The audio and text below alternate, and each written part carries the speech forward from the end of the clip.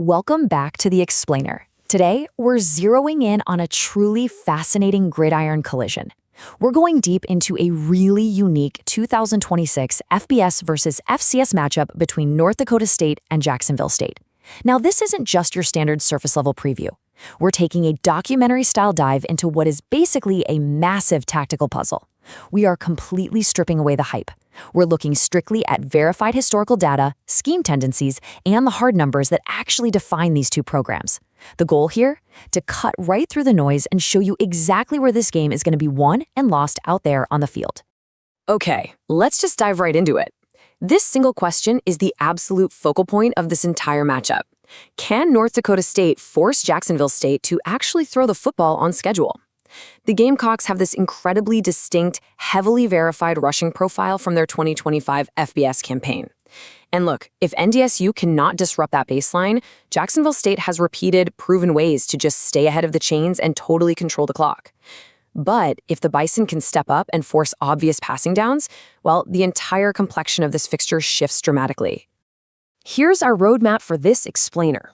We'll start with the central tactical question, break down Jacksonville State's offensive identity, and then tackle the NDSU analytical gap.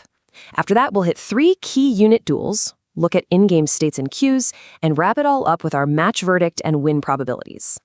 Section 1, the central tactical question, finding the baseline. So we are tackling a highly unusual analytical problem here. It's like a giant puzzle.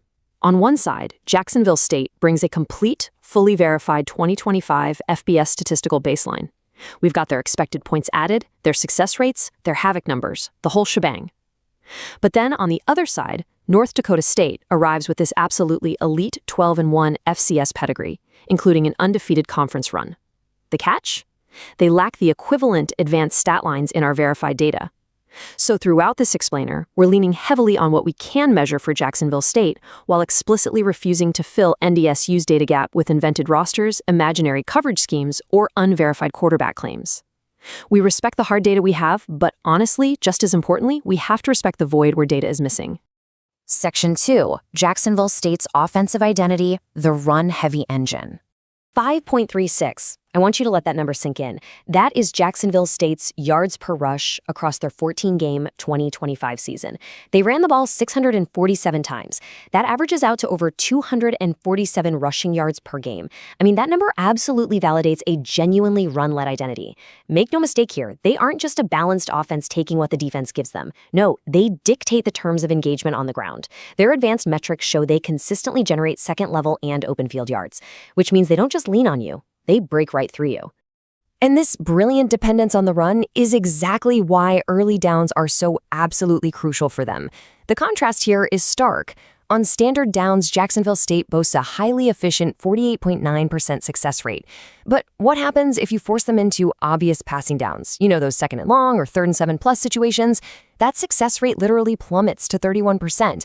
The passing game for the Gamecocks is basically a supporting weapon. It's designed to contain explosives off play action, not to consistently sustain obvious dropback series. Bottom line, if they lose early downs, their offensive efficiency just crumbles. Section 3. The NDSU analytical gap, respecting the missing data. All right, let's talk about the elephant in the room. North Dakota State is an absolute FCS powerhouse. We're talking a 12-1 overall record, a perfect 8-0 in Missouri Valley Football Conference play, and a totally dominant 6-1 record at home. That resume establishes immense credibility, right? It gives them massive home upset potential against an FBS opponent. However, our projection inherently carries a much wider uncertainty band. Why is that? Well, because we just cannot calculate their early down success rates, their pass protection metrics, or their exact defensive personnel from the available verified data. We absolutely know they know how to win, but the precise mechanical details of exactly how they're going to execute in 2026, that remains a proven unknown. Section 4, 3 key unit duels where the game is won. We can break this tactical battle down into 3 methodical steps. First up, it starts right away with JSU's early down rushing against NDSU's run fits. I'm telling you, those first 3 to 5 yards are literally everything. If the Bison safeties can fly down and produce first down stuffs, forcing 2nd and 8, JSU's badassing efficiency drops off a cliff. Next, you gotta watch NDSU's quarterback decision-making against a JSU defense that generated a seriously disruptive 17% havoc rate last season. The Bison must identify that pressure and hit quick answers without forcing late throws. And finally, the battle in the trenches. The Gamecocks' offensive line versus the NDSU defensive front. And actually, there's a very specific reason this third matchup is so incredibly critical. What's truly fascinating here is how the data reveals Jacksonville State's hidden vulnerabilities. Despite all that run-centric dominance we just talked about, they still allowed 23 sacks last season. Their protection communication, especially running backs and tight ends picking up edge pressure, is a major tactical risk on passing downs. Furthermore, check out the special teams data. They surrendered 697 kickoff return yards and a touchdown. For a game that projects to be tight, NDSU can find massive short field leverage through kickoff returns or forcing coverage penalties. Field position volatility is a very real threat for the away team here. Section 5. In-game states and cues. Reading the live flow. As the clock ticks, your focus really needs to evolve. In the first 15 minutes, try to ignore the raw yardage and just track first down run outcomes. Are the Gamecocks consistently getting 4 yards, or is NDSU creating tackles for loss? By the 30-minute mark, you want to shift your attention to scoring opportunities. Last year, Jacksonville State averaged 3.73 points per opportunity, while their defense allowed 3.78. Look, finishing drives matters way more than just accumulating empty yards between the 20s. And by the 60-minute mark, the game will likely hinge entirely on fourth and short execution, as both of these teams try to physically impose their will late in the game. So let's look at how this dictates the situational game logic. If North Dakota State establishes an early lead, it is absolutely paramount that Jacksonville State remains patient. Chasing the game with low success passing volume will immediately expose that sack risk we discussed. Conversely, if Jacksonville State leads early, expect them to ruthlessly use the run to bleed the clock, control the down and distance, and just protect the football.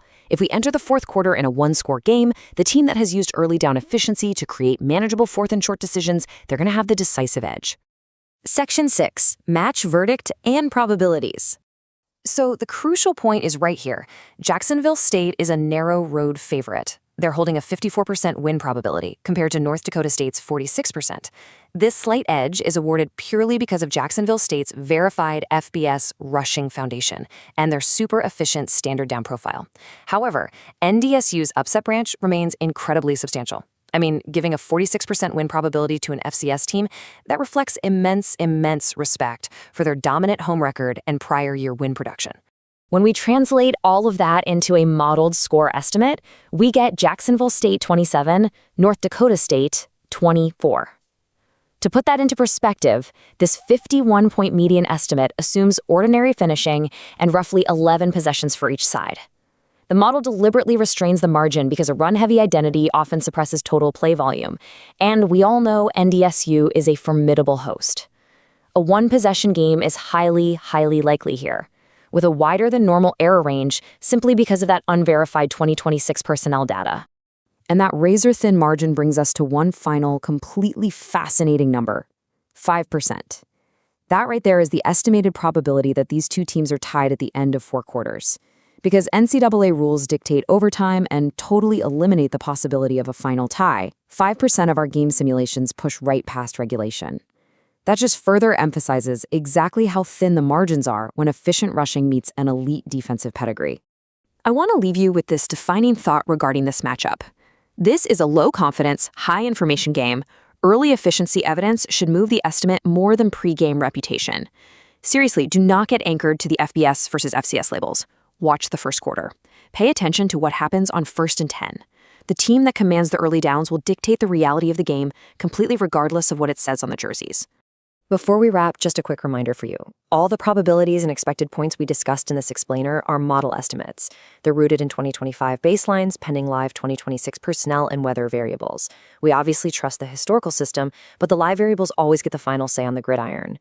So when the lights go on and that very 1st and 10 is snapped, whose baseline will break first? Keep your eyes on the line of scrimmage, enjoy the tactical battle, and thank you so much for joining us for this explainer.